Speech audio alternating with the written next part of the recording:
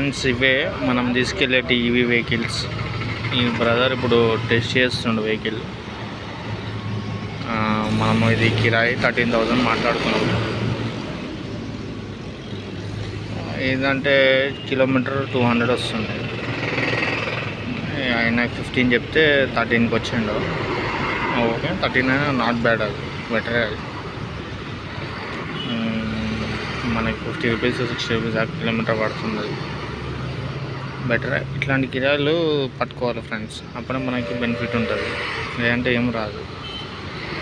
ఇట్లాంటివి ఉంటే ఇది గోదాం ఫ్రెండ్స్ వీళ్ళది. ఇక్కడ మొత్తం లోడ్ అంతా వచ్చి ఇక్కడ ఆగిపోయి ఉంటుంది. ఇక్కడ నుంచి డిస్పాచ్ అవుతుంటుంది అన్ని స్టేట్లకి, అన్ని ఏరియాలకి. మనం తీసుకెళ్ళేది ఇక్కడ నుంచే.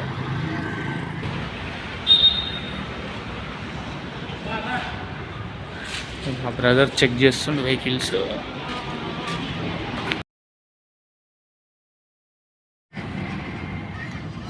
ఇది ఆ బ్రదర్ మనల్ని పిలుస్తుండో, వెహికల్ ట్రయల్ చేస్తున్నానా, కొంచెం అది చెక్ చేయి, వీడియో తీయనా, ఎందుకంటే మా సార్కి పెట్టాలి అని అన్నాడు.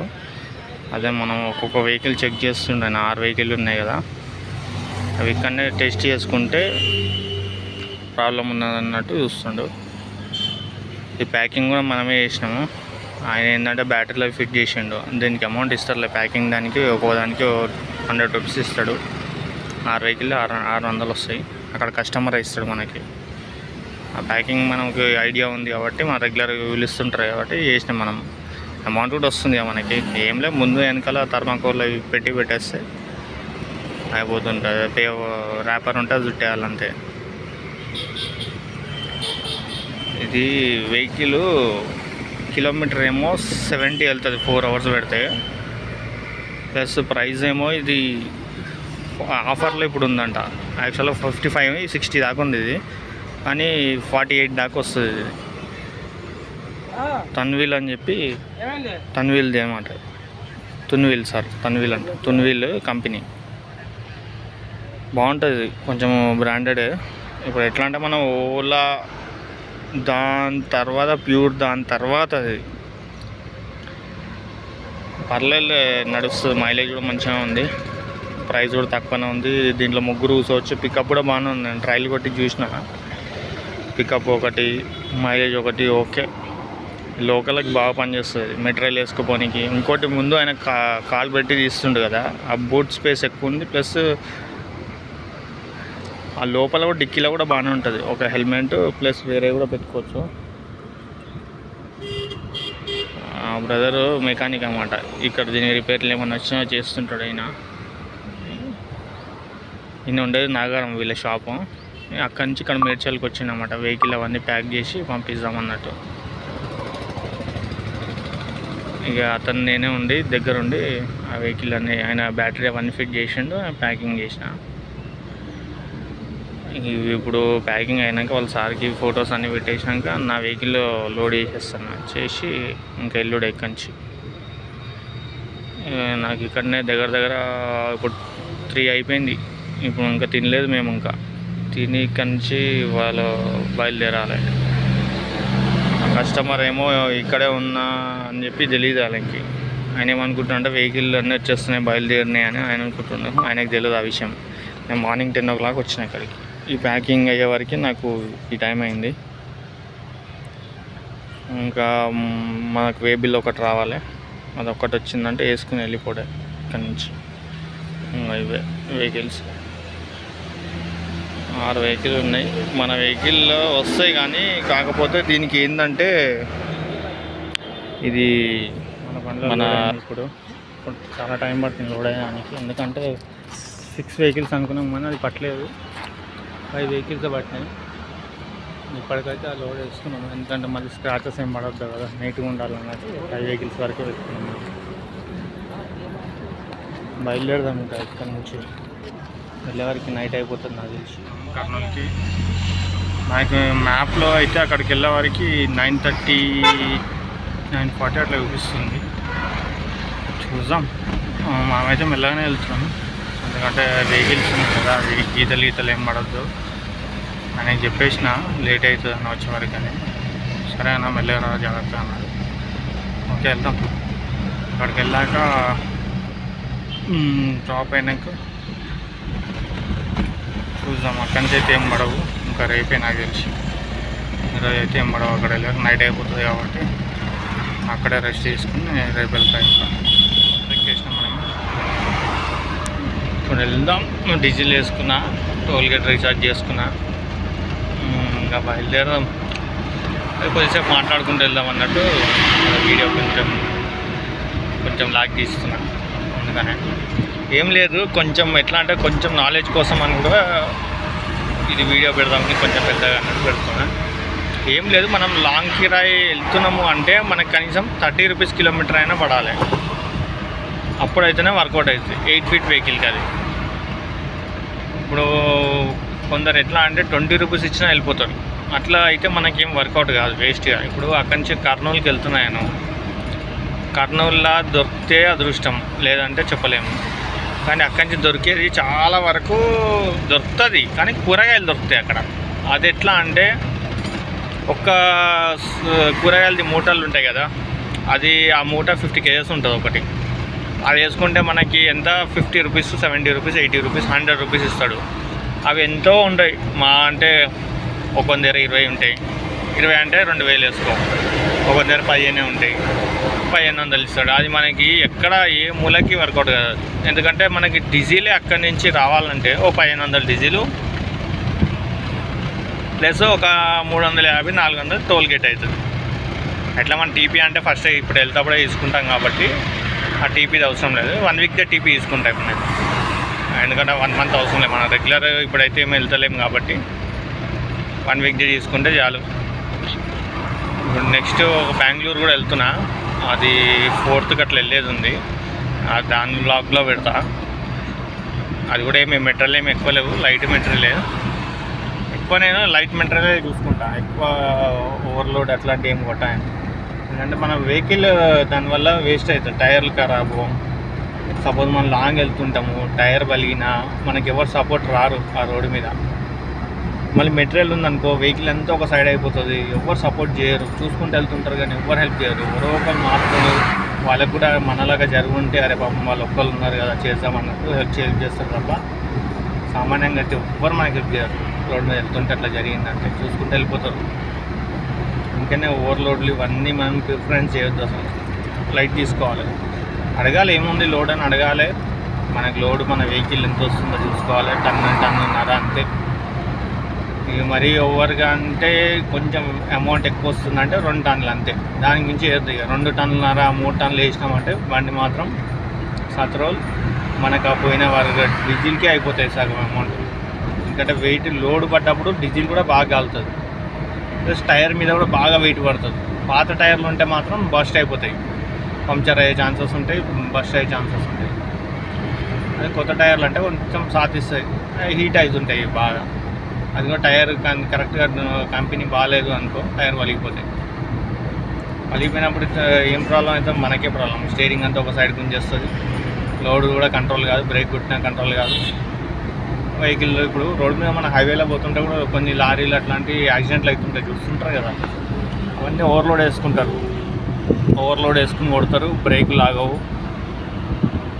చాలా వరకు అయితే బ్రేకులు ఆగవు, బాగా బ్రేక్ టైర్ల మీద వెయిట్ పడుతుంది, బ్రేక్ డిస్క్ల మీద వెయిట్ పడుతుంది. డిస్క్లు అయితే చాలా పొగలు వస్తుంటాయి లారీలకి అయితే కొడుతున్నప్పుడు. ఇప్పుడు నేను గమనించారా, చూసిరా వాళ్ళ బ్రేకులు కొడుతుంటే ఇట్లా పొగలు వస్తుంటాయి అందులోంచి. కొందరు ఘాట్ సెక్షన్లోకి వెళ్తుంటారు కదా, వాళ్ళ వెహికల్ అయితే చాలా జాగ్రత్తగా నడిపిస్తారు వాళ్ళు ఒక 2-3 కిలోమీటర్స్ వెళ్ళి ఆపుతుంటారు. ఎందుకంటే వెయిట్ ఉంటుంది, ప్లస్ ఆ డౌన్ ఏరియా కదా, ఆ డౌన్ ఏరియాకి ఆగవు అసలు, సామాన్యంగా ఆగవు అసలు. అట్లా దానికన్నా లోడ్ అనేది మనం ప్రిఫరెన్స్ చేయొద్దు ఎక్కువ. లైట్ లోడే బెటర్ మనకి ఏమైతే డీజిల్ కూడా కలిసి వస్తుంది కొంచెం, దానివల్ల వెహికల్ కూడా వెళ్ళిపోయి అల్క వస్తుంది అట్లా.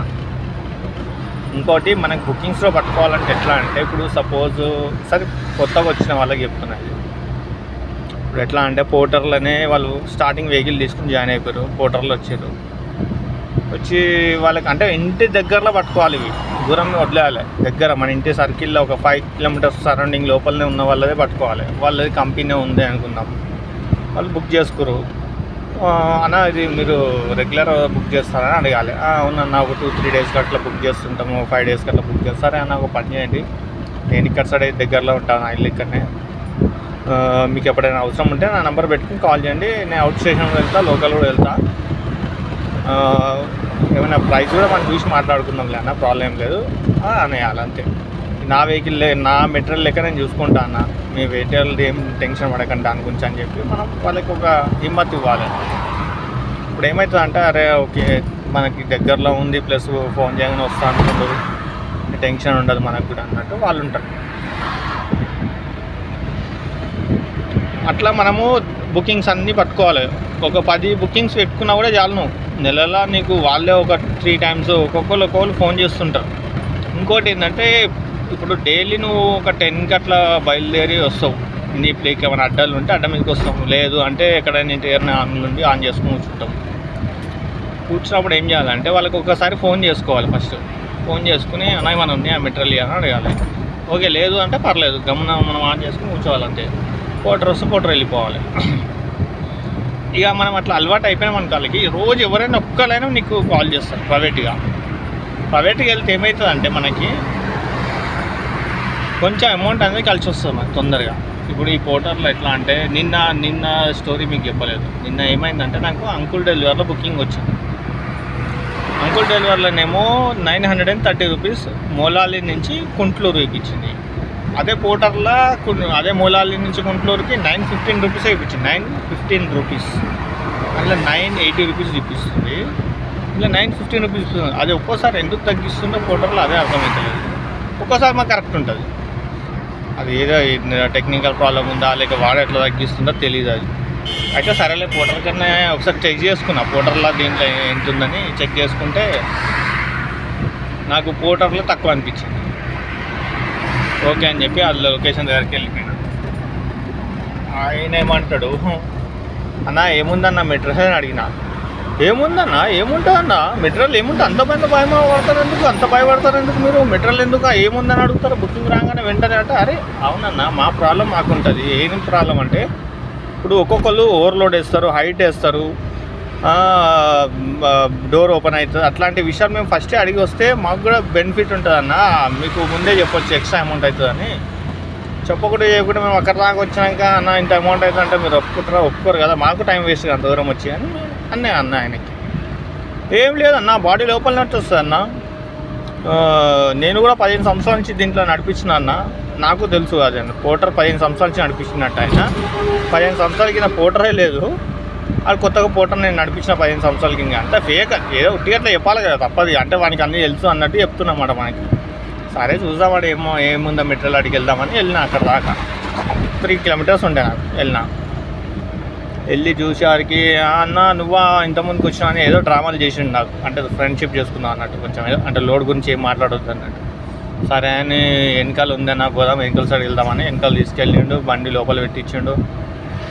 అక్కడ చూసేవారికి అవి సోఫాలే అన్నాడు, సోఫాలే ఉన్నాయి. కాకపోతే ఏమిటంటే వాళ్ళు ఎల్ యాంగిల్ది సోఫా. అది దాంట్లో ఏమవుతుందంటే దగ్గర ఒక 2 సెట్లు ఉన్నట్టు అవి చూస్తే.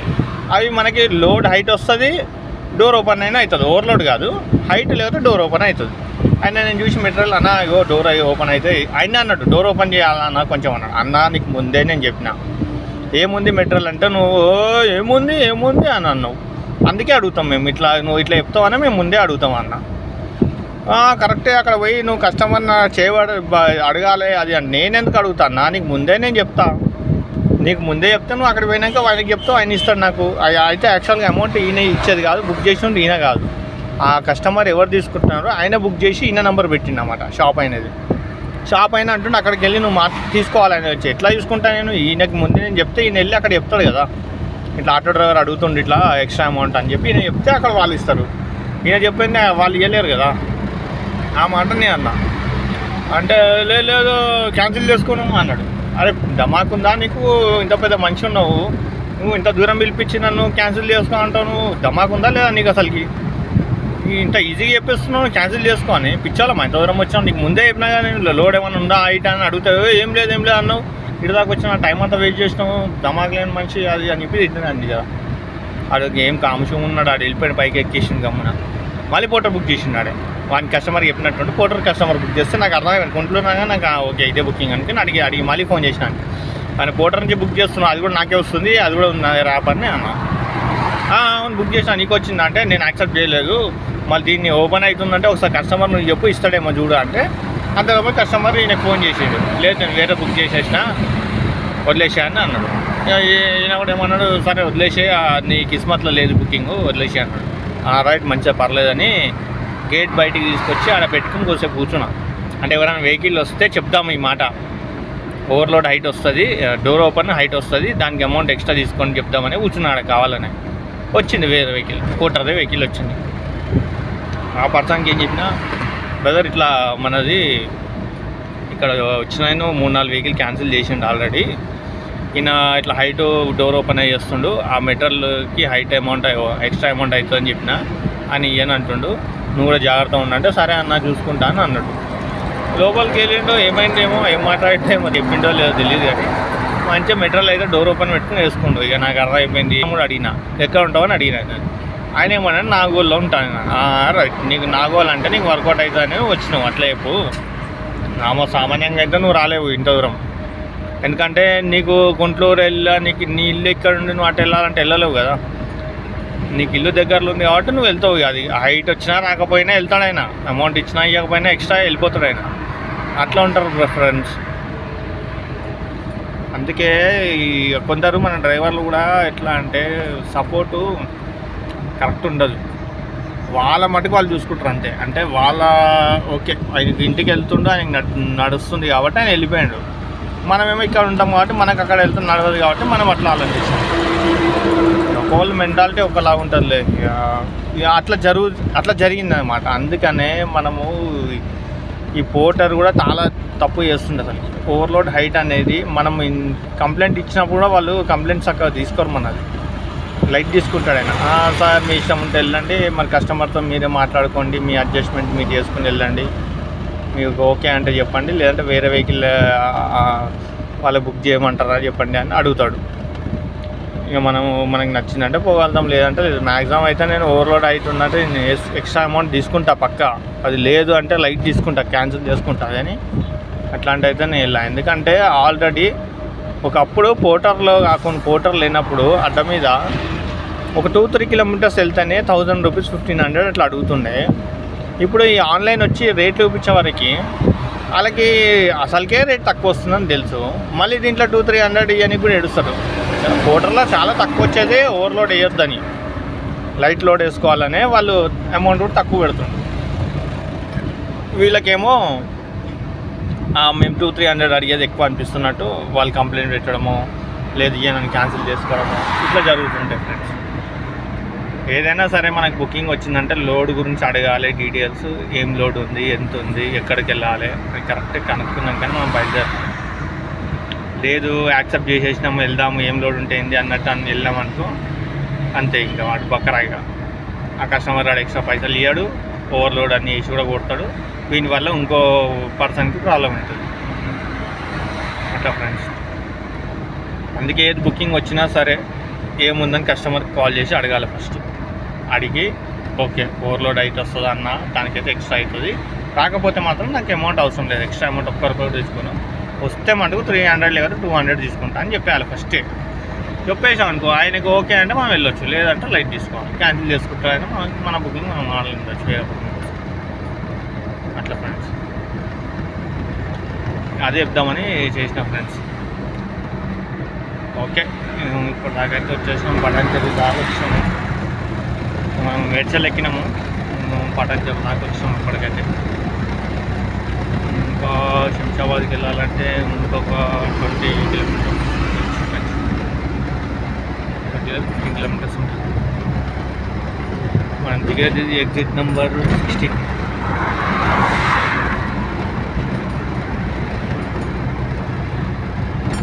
వెహికల్స్ కూడా కార్లు అవన్నీ చాలా స్పీడ్ వెళ్తాయి.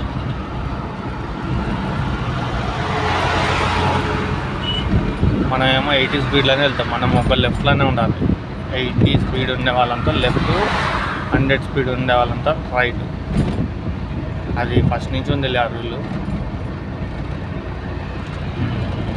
మనకైతే ఇక్కడ వరకు అయితే తీసిన, చూద్దాం అక్కడ ఇంకా ముందుకు వెళ్ళినాక జరుగుతుందా, ఏం జరుగుతుంది అని తీస్తాం, వీడియో పెడతాం. ఓకే, బయలుదేరుతాం. అన్లోడ్ ఇప్పుడైంది. ఇక్కడ దింపిన 5 వెహికల్స్.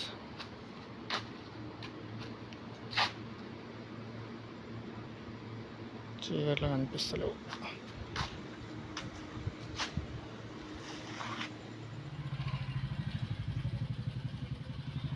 మనం ఇది కర్నూలుకి వెళ్ళినాం కదా ఫ్రెండ్స్, ఆ అమౌంట్ ఇది.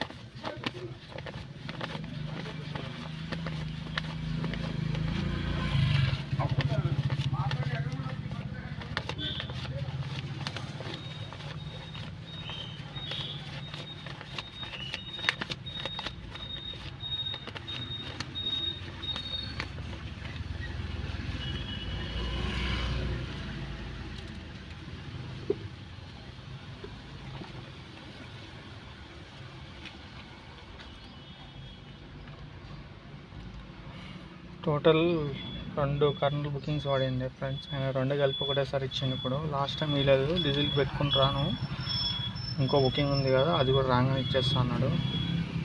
2 వాళ్ళే ఉండే. అయితే మొత్తం ఎంత 12, అదొక 2 కిరాయిలు ఇచ్చేసిండు నేను. ఇప్పుడు నెక్స్ట్ బెంగళూరు ఉంది, అది 4th అట్లా వెళ్ళేది ఉంది, అది కూడా వ్లాగ్ తీస్తాం ఫ్రెండ్స్. ఓకే బాయ్, సెలవు.